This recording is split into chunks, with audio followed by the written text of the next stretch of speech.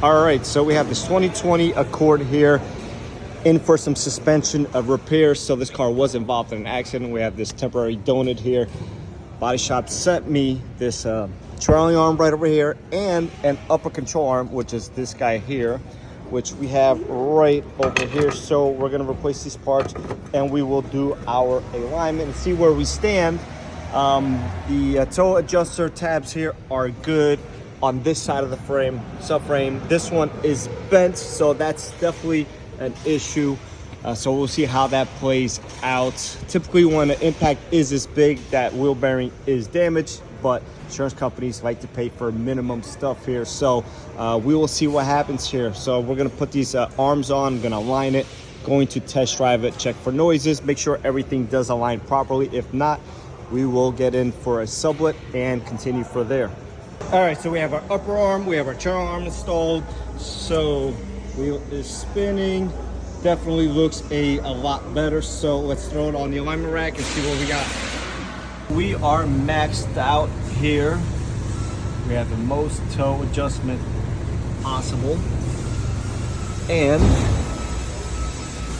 we are still in the red here. So gonna see what insurance wants to do at this point, but I'm going to be recommending a knuckle and hub assembly along with the subframe, because we do have this folded over tab and the correct fix is not to bend it back.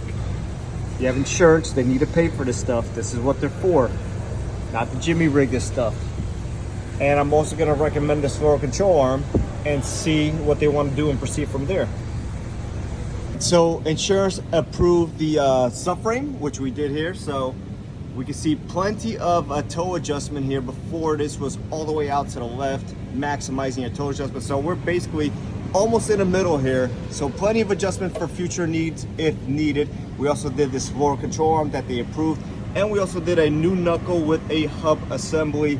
So everything on this side is still original. The car was not hit on this side. Everything was on this side as we originally saw. So lower control arm, subframe, knuckle, hub assembly, upper control arm, and this trailing arm was all needed to be replaced here.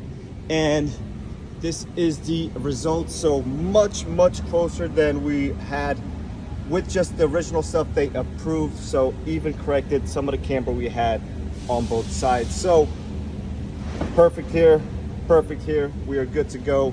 Customer's gonna get the car back as they deserve. This is a fairly new vehicle, so everything is functioning and working as designed.